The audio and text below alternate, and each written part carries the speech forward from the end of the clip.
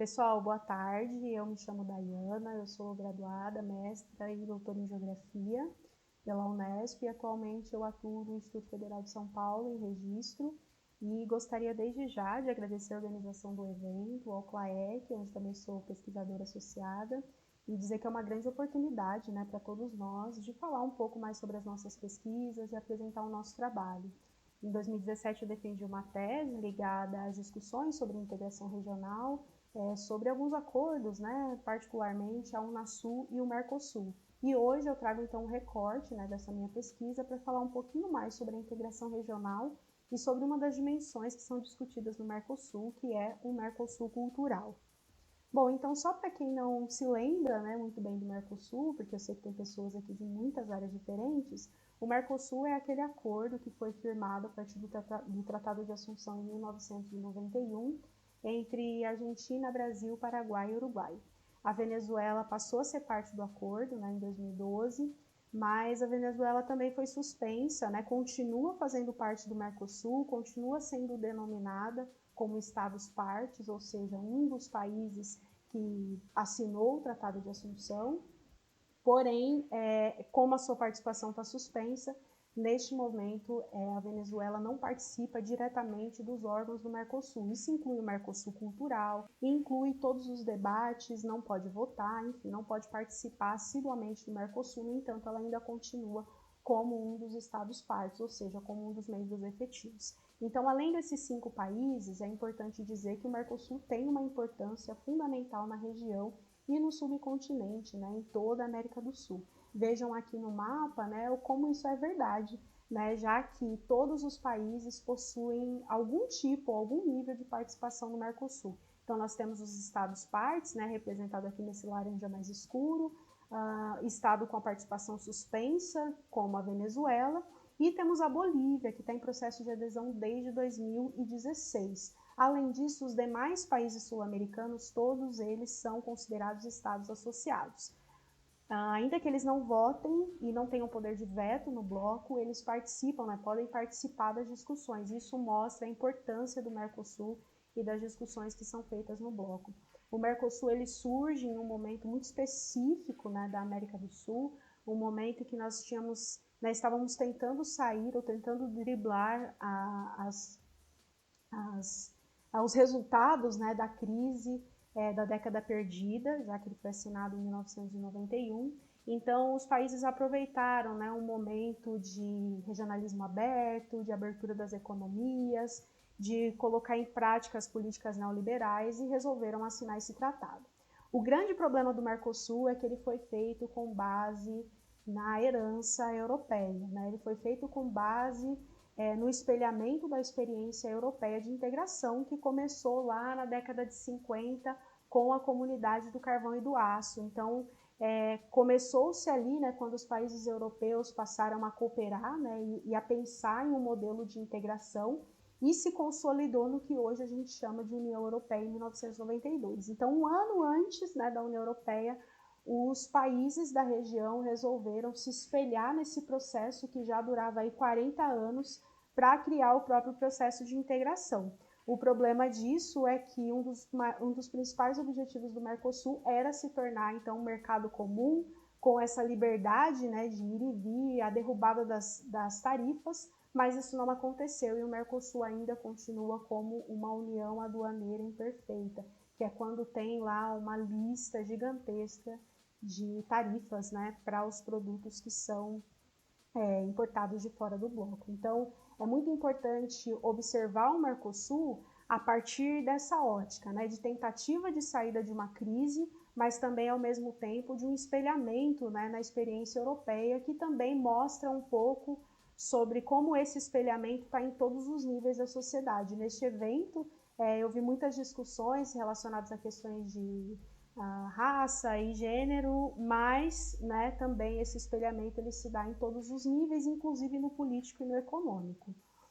Bom, o objetivo do meu trabalho, então, é debater um pouquinho sobre esse processo de integração regional a partir do Mercosul cultural, qual é o papel do Mercosul cultural no bloco, já que nós estamos falando de cultura, e apresentar alguns aspectos, né, relacionados à criação do Mercosul cultural, à evolução e às fragilidades dessa iniciativa. É importante dizer que todas essas fragilidades, os problemas do Mercosul cultural, eles não podem ser lidos distantes, então, das fragilidades e dos problemas do Mercosul, né? Então, todas as questões relacionadas ao Mercosul cultural estão ligadas a um âmbito maior, né, que é do próprio Mercosul. E também quero dizer que aqui o espaço é muito pequeno, né, o tempo é curto, então não é possível discutir todas as questões, mas elas vão estar lá nos anais do evento depois. Bom, então o Mercosul Cultural, ele é uma iniciativa, né, que a partir de 2012 passou a aglutinar todas as discussões realizadas à cultura no bloco. Como eu falei para vocês, então o Mercosul foi criado nesse contexto, né, em 1991, nessa tentativa de saída da crise e de integração dos países, mais com viés econômico. No entanto, ao longo do processo, outros temas foram incorporados. Então nós temos atualmente discussões sobre educação, sobre saúde, sobre gênero, direitos humanos e cultura no Mercosul, que eram discussões, né, que no momento em que o bloco foi criado, não faziam parte da ênfase, né, da cartilha dos países, mas com o tempo elas foram incorporadas. Particularmente no caso da cultura, desde as primeiras reuniões dos ministros, né, de cultura do bloco, o tema já vinha aparecendo nessa tentativa de tentar divulgar as ações relacionadas à cultura, os projetos e também de tentar criar formas de financiamento. O Mercosul Cultural, então, apesar de ser uma iniciativa inovadora, ela é uma iniciativa que não surte os efeitos que poderia surgir. E isso reflete muito as agendas culturais dos próprios países, né, onde a cultura não é uma parte de grande ênfase ou de holofote na política nacional, infelizmente. Então, isso também vai aparecer no Mercosul. Essa discussão sobre a cultura, apesar do ponto de vista normativo, vir acompanhada de uma ênfase, né, e de uma necessidade de ampliação das discussões, infelizmente, na prática, isso não acontece. Né? As discussões elas ficam muito no superficial e, neste momento, nós estamos vivenciando isso. Né, a nossa crise, por conta da pandemia, ela começou há mais de um ano e o Mercosul Cultural está ainda fazendo uma pesquisa com os artistas que residem em alguns nesses países, né, que fazem parte do bloco, para tentar entender ainda quais são as dificuldades que esses artistas enfrentam. Então, um pouco mais de um ano, né, ainda não houve nenhum tipo de resposta, nenhum tipo de tema que pudesse ser indicado para tentar diminuir um pouco os impactos da crise. E isso mostra não só a fragilidade do Mercosul cultural, mas também a fragilidade do próprio Mercosul. Bom, apesar disso, né, precisamos também ressaltar a importância de ter temas como cultura, patrimônio e arte sendo discutidos no âmbito de um bloco econômico que inicialmente não tinha essas pautas. E também dizer que a inclusão, a própria inclusão, né, o fato de incluir novas pautas como a cultura, a saúde, educação, questões de gênero e também direitos humanos, é uma forma de ver a integração para além do econômico, mas considerar aí a sua multidimensionalidade, até porque todos os aspectos estão interligados. Então, em 2012, o Mercosul abre esse espaço, né, através do Mercosul Cultural, então as iniciativas elas não ficam mais soltas em algumas reuniões, mas elas passam a ser aglutinadas, e nós temos a criação da lista de patrimônio, né, cultural do Mercosul. Então tem aqui, né, o patrimônio e a data de inclusão. Então nós temos aqui 9 itens, né, tidos como patrimônios culturais, né, do Mercosul. É uma lista particularmente pequena, né, considerando a diversidade dos povos que moram nesses países. E aqui eu gostaria de destacar, né, o sistema cultural da erva mate, e é interessante observar o quanto a erva mate é indicada não só por conta da sua produção e nem por ser uma bebida, mas também por esses momentos, né, de encontro e fazem parte aí da cena, né, cultural mercosulina. Bom, então para finalizar, que eu estou vendo aqui que eu já estou chegando no meu tempo, eu quero dizer que, apesar de ser uma iniciativa inovadora e relevante para o bloco, o Mercosul Cultural está aquém das ações que, de fato, poderiam ser tomadas e de ter um impacto relativo na política cultural dos países.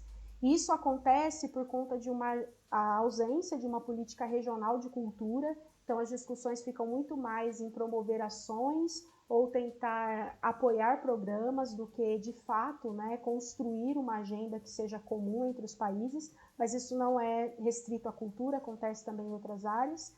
A falta de articulação das propostas, então, muitas vezes essas propostas, elas surgem no âmbito do bloco, mas acabam não incluindo os agentes locais e regionais, e, sobretudo, né, as demandas dos cidadãos, que são aqueles mais impactados, né, por esses programas e projetos que pudessem ser apoiados. E ainda assim, o Mercosul cultural, né, assim como todo o Mercosul, apresenta uma dificuldade em indicar propostas ou caminhos para a integração regional, sobretudo nesse período da pandemia. Aqui eu tenho, né, indicação de algumas referências que foram utilizadas, e é isso. Agradeço muito pelo espaço que me foi dado, pelo tempo concedido.